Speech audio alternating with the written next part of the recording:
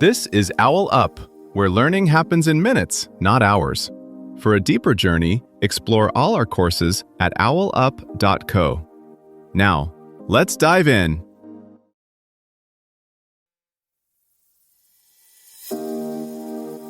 Welcome back to Chapter 2 of our series, How the Internet Actually Works, the Hidden Infrastructure. In this episode titled, Packets and Protocols, How Data Travels, we're going to explore the fascinating journey of how your data is divided into packets and sent across the web. So let's dive in. Right now, as you listen, the internet is quietly slicing every message, song, and video into tiny fragments and flinging them across the planet, often along completely different paths, then reassembling them so perfectly you never notice the chaos underneath. Every one of those tiny chunks is following strict travel rules that most of us never see. These rules, protocols, decide who speaks first, how loudly, and what happens if someone mumbles or doesn't answer at all. Some prioritize reliability, others raw speed, others secrecy. And while they quietly cooperate, they're also constantly negotiating. Is this a video call that can't afford delays? A bank login that must be encrypted? A game that cares more about responsiveness than perfection? Behind the scenes, routers and servers act less like dumb pipes and more like busy air traffic controllers, juggling billions of routes per second. As congestion, failures, and attacks flare up, the rules adapt on the fly, often rerouting your data mid-journey so you never notice the turbulence. Some of those rules sit very close to your device, deciding how big each chunk can be before it's launched onto the wire. Others operate only between distant endpoints, quietly agreeing on things like error checks, congestion behavior, and whether to wrap everything in encryption. Instead of a single internet rulebook, there's a stack of specialized layers, each focused on a narrow job: addressing, delivery, ordering, security, presentation. The surprising part is how modular it all is. Swap Wi-Fi for 5G, copper for fiber, and the higher layers barely notice anything changed. At the bottom of this stack sit the physical limits, how much you can cram into a single packet before it's likely to get dropped, delayed, or chopped up again.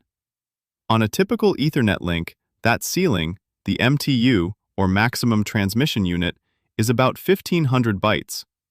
That's why a single 5 megabyte photo silently turns into thousands of separate packets, each with just enough extra markings for the network to know where it came from and where it's going next. Above that, things get more opinionated. Transport layers like TCP, UDP, and QUIC don't just hand off packets, they decide behavior. TCP behaves like a careful conversationalist.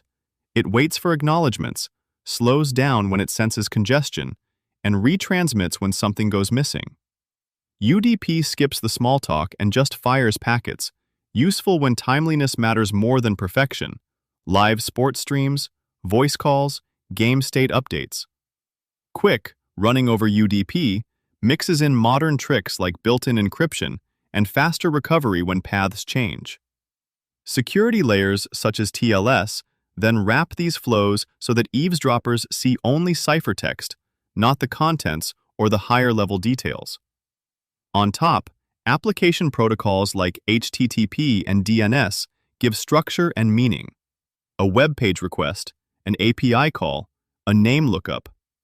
Swap out one transport or security choice for another, and those upper layers usually don't care, as long as their expectations, ordered delivery, confidentiality, low latency, are honored. All of this is happening at astonishing scale. Cisco once estimated more than 360 billion packets crossing the global internet every second, and that number keeps climbing as more devices come online. The addressing system has had to evolve too. IPv6, with its vastly larger address space, now serves nearly half of all Google users worldwide, quietly coexisting with older IPv4 addresses and translation gateways. Underneath the wireless access points and cloud icons we see, these packets mostly travel through undersea fiber optic cables and terrestrial backbones. Glass threads carrying bursts of light, where milliseconds of delay can determine which route a flow takes and which protocol strategy wins. Think of protocols like layers in a kitchen.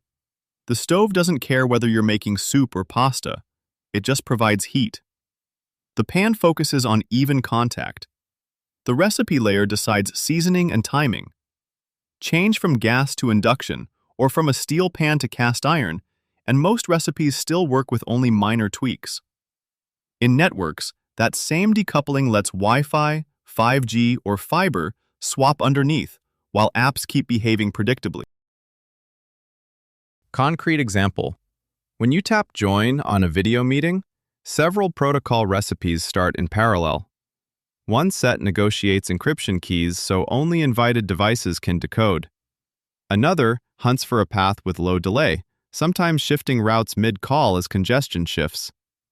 A third adjusts bitrate on the fly, trimming quality slightly if loss or delay spike, then ramping back up as conditions improve, often many times per minute.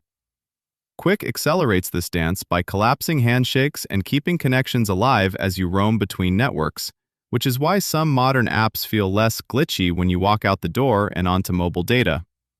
Meanwhile, IPv6 quietly simplifies path selection and reduces the need for address-sharing workarounds that can complicate routing and security policies at scale.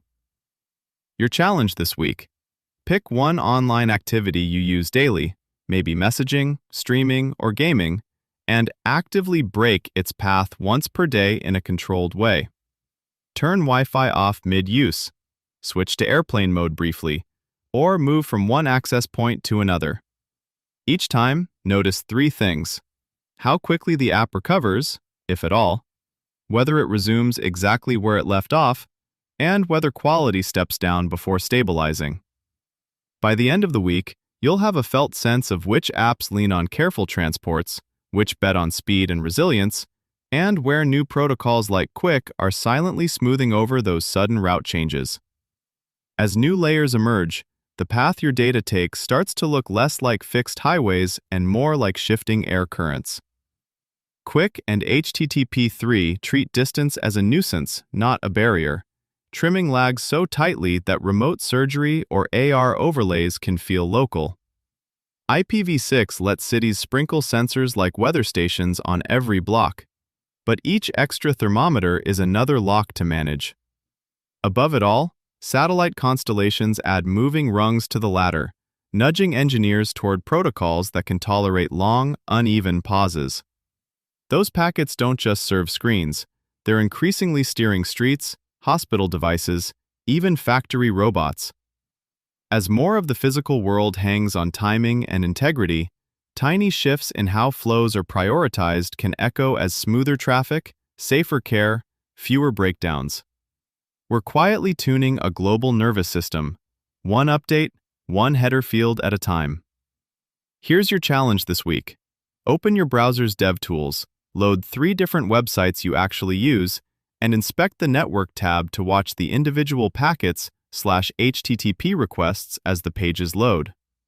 For each site, note which protocol versions you see in use: HTTP 1.1 versus HTTP 2 versus HTTP 3, Quick, and how many separate requests each page makes.